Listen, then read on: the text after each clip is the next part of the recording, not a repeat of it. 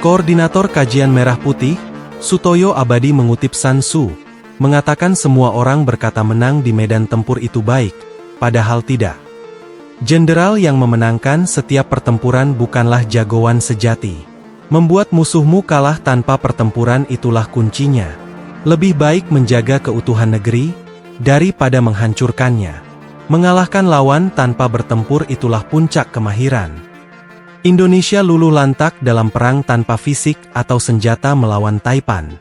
Indonesia dihancurkan oleh bangsanya sendiri, yang telah diternak dan dibeli oleh Taipan, oligarki Cina, kata Sutoyo Abadi kepada wartawan, Ahad 23 Juni 2024. Sutoyo menuturkan, kejadiannya sama persis dengan dialognya Lu Buei, seorang negarawan sekaligus pengusaha pada awal berdirinya dinasti Qin, ketika bertanya pada papanya, "Berapa untungnya bertani?" Jawab papanya, 10 kali lipat. Kalau berdagang emas, jawab papanya, 100 kali lipat. Kalau membantu seseorang menjadi penguasa atau pejabat, jawab papanya, wah, tak terhitung untungnya. Dari situlah lahir istilah cukong, lahirlah sebuah kekuatan untuk menguasai Indonesia tanpa harus perang fisik, cukup dilawan dengan kekuatan shadow state, negara bayangan, lazim disebut beternak penguasa, untuk mewujudkan ambisi Cina akan menguasai Nusantara sejak ribuan tahun lalu. Penaklukan dengan kekuatan fisik mengirim armada selalu gagal. Presiden Soekarno dan Soeharto sangat menyadari bahaya kuning dari utara yang tampak semakin besar, pongah serta nampak berambisi, bernafsu besar untuk menjadi agresor menguasai Indonesia.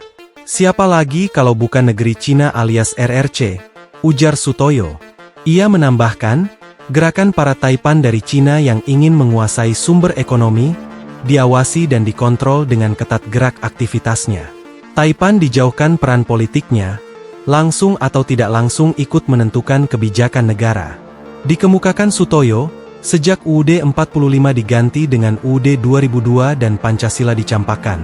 Puncaknya di era Presiden Jokowi, Cina menemukan momentumnya, semua pertahanan politik dan ekonomi jebol berantakan. Shadow State, dengan kekuatan cukongnya, beternak penguasa menjamah dari pusat sampai daerah, dari presiden sampai jabatan terendah di negara ini.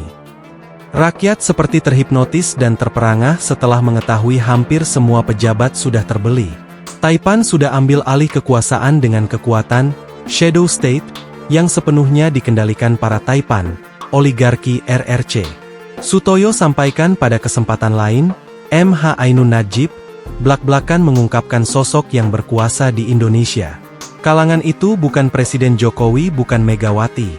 Terekam dalam sebuah video yang tayang di kanal YouTube Saiful Zaman, Sabtu, 14 Agustus 2021. Kata Sutoyo, ia beranggapan, banyak pihak yang mungkin mengira kekuasaan tertinggi dipegang Presiden Jokowi, padahal kenyataannya, terdapat sosok lain yang lebih kuat di balik Jokowi. Indonesia ini bukan hanya sekadar yang kamu sangka, ada segmen-segmen, ada level-level, ada kader-kader yang menjadi faktor berubahnya Indonesia. Jangan pikir Indonesia berlangsung seperti yang kalian skenariokan, ungkapnya. Lebih lanjut, MH berucap, apakah Presiden Jokowi berkuasa? Jokowi tidak berkuasa. Apakah Megawati berkuasa? Tidak. Apakah anak-anaknya Megawati berkuasa? Semakin tidak. Terus siapa yang sebenarnya berkuasa? Dia yang berkuasa tidak pernah muncul di media massa. Yang berkuasa adalah kekuatan shadow state, negara bayangan, dan itu adalah para Taipan. Jaringan dari luar negeri adalah Cina memegang kendali kekuasaan di Indonesia. Timeline-nya adalah 5 tahun akan menjadi pertaruhannya. Indonesia darurat.